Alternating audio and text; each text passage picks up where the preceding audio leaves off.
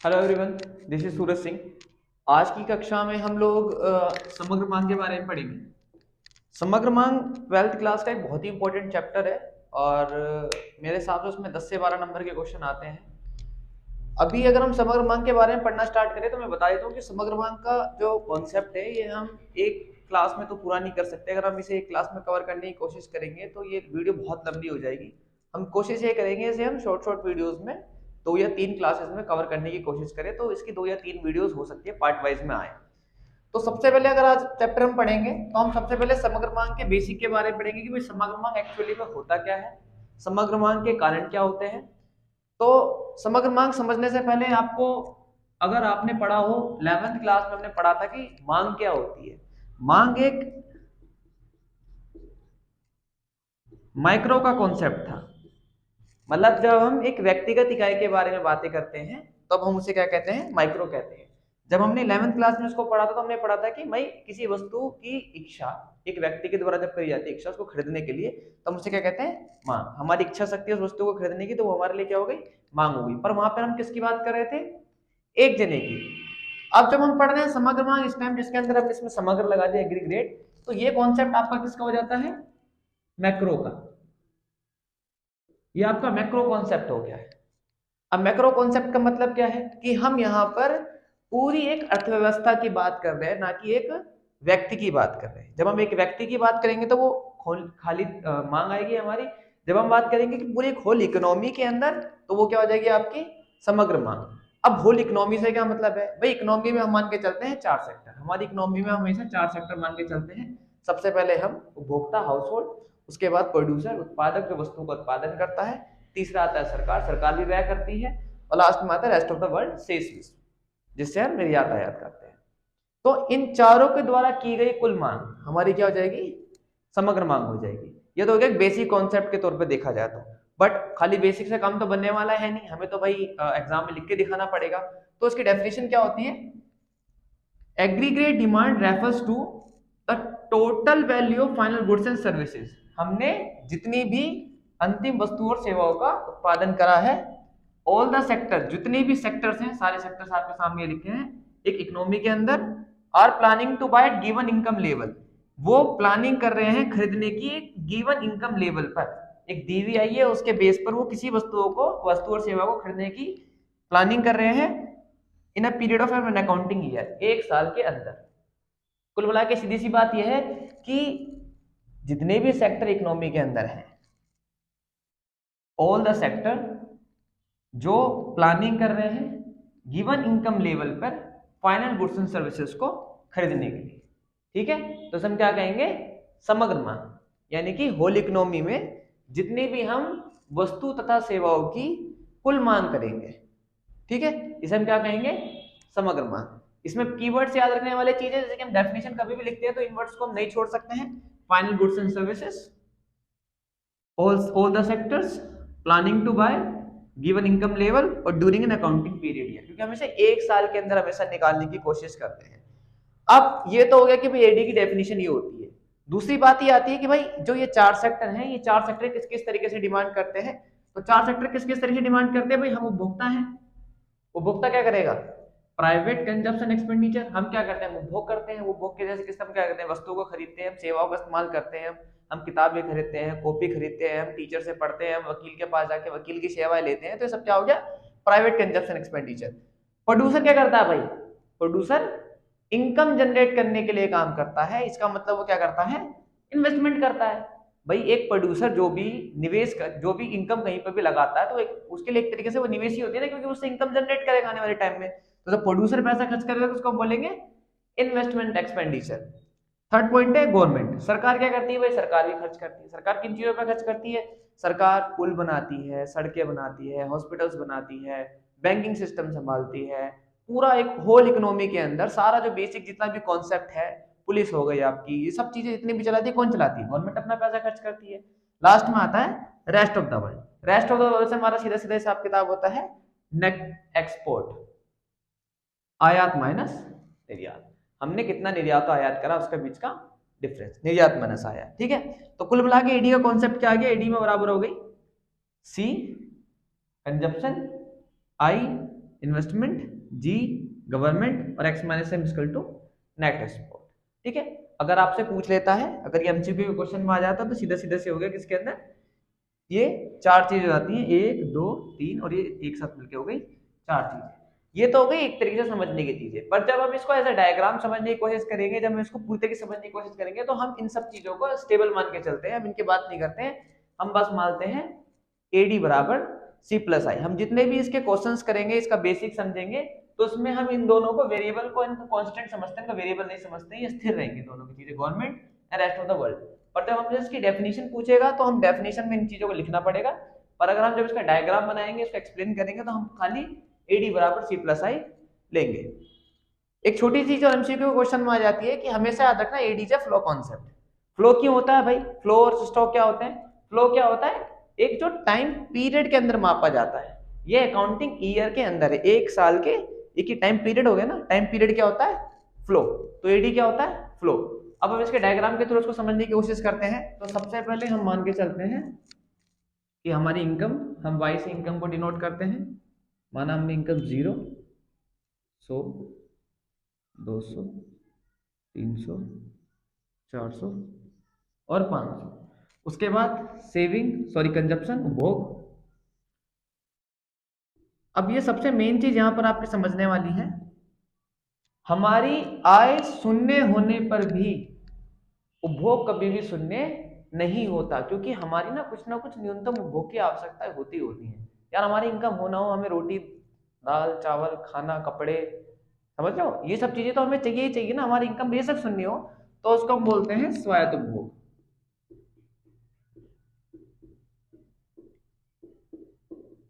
Autonomous consumption.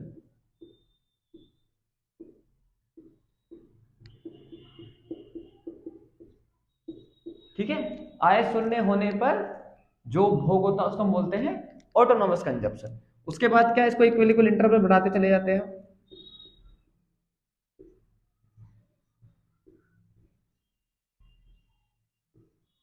ठीक है, आय बढ़ती गई, हम लोगों ने अपना भोग भी बढ़ाना चालू कर दिया। उसके बाद मैंने आपको बताया था एडी बराबर क्या होता है, सी प्लस आई। आई को हम स्थिर मान के चलते हैं, हमने मान लिया है, हमने मान लिया पे 20-20 मान लेते हैं हम इसको। अब एडी बराबर हमने क्या पढ़ा था, एडी बराबर हमने पढ़ा था सी प्लस आई। तो हम क्या करेंगे, सी प्लस आई को ऐड करते चले जाएंगे, 160 100 140 180 220 और 207। ठीक है, अगर हम इसका डायग्राम बनाना चालू करते हैं तो देखिए ध्यान से एक बार जरा, कुछ चीजें आपको दिमाग में तो फिक्स रखनी है, इसमें कोई चेंजेस नहीं होते हैं। जैसे कि y का डायग्राम एकदम 45 डिग्री बनता है, ये आपको हो गया भाई 45 डिग्री। ठीक है, हमारा जो सी है हमेशा 0 से कभी भी स्टार्ट नहीं होता, इसलिए ऊपर से स्टार्ट होगा। तो हमारा ये मान के चला हमने सी, ये हो गया आपका y।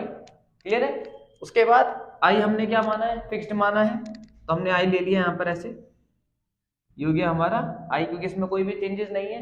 फिर एडी कहां पर है आपका, जहां पर हमने इन दोनों को जोड़ दिया है, तो एक लाइन बिल्कुल इसके पैरेलल, ये हो जाएगा एडी बराबर सी प्लस आई। अब इसमें कुछ चीजें ना बहुत इंपॉर्टेंट है। सबसे इंपॉर्टेंट चीज है आपकी ये, इसको हम बोलते हैं ब्रेक इवन पॉइंट।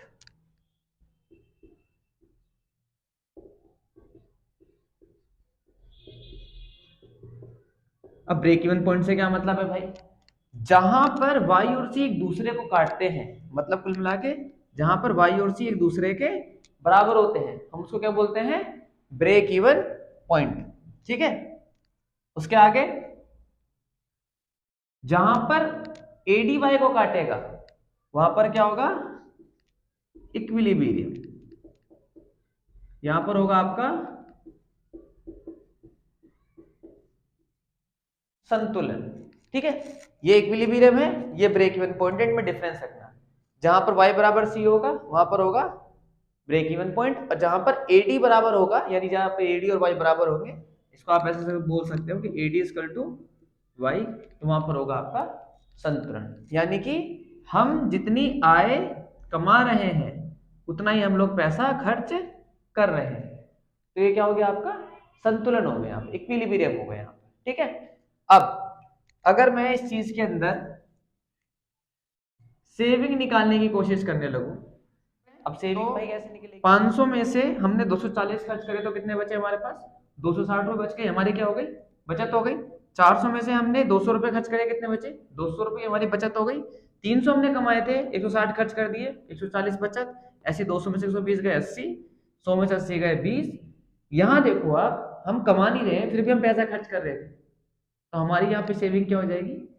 माइनस में। जब यार तुम पैसा कमा नहीं रहे हो, तुम पैसा खर्च कर रहे हो फिर भी, तो तुम्हारी बचत माइनस में हो गई। अब तुम कहोगे भाई बचत माइनस में कैसे हो सकती है?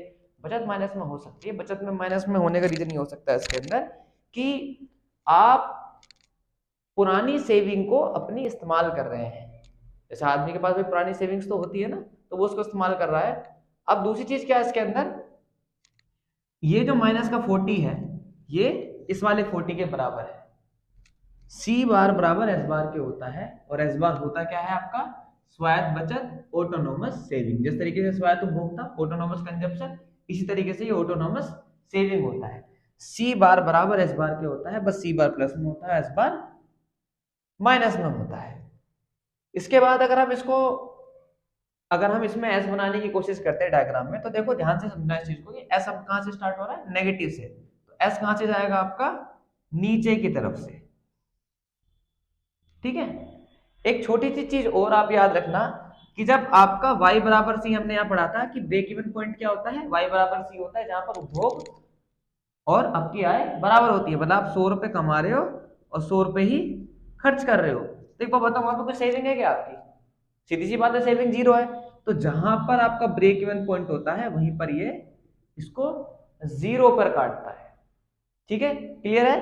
ब्रेक इवन पॉइंट पे हमेशा s बराबर जीरो होगा।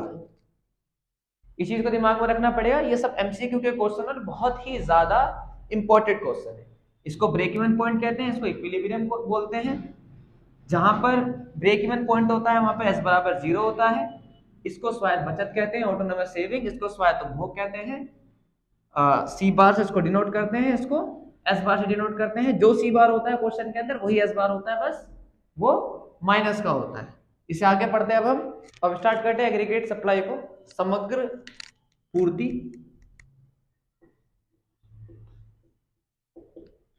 इसी की तरह ये भी कॉन्सेप्ट वो, ये बात है कि हमने पूर्ति पढ़ी थी 11th क्लास में, और ये भी एक 12th का कॉन्सेप्ट है। ये मैक्रो कॉन्सेप्ट है, वो माइक्रो कॉन्सेप्ट था।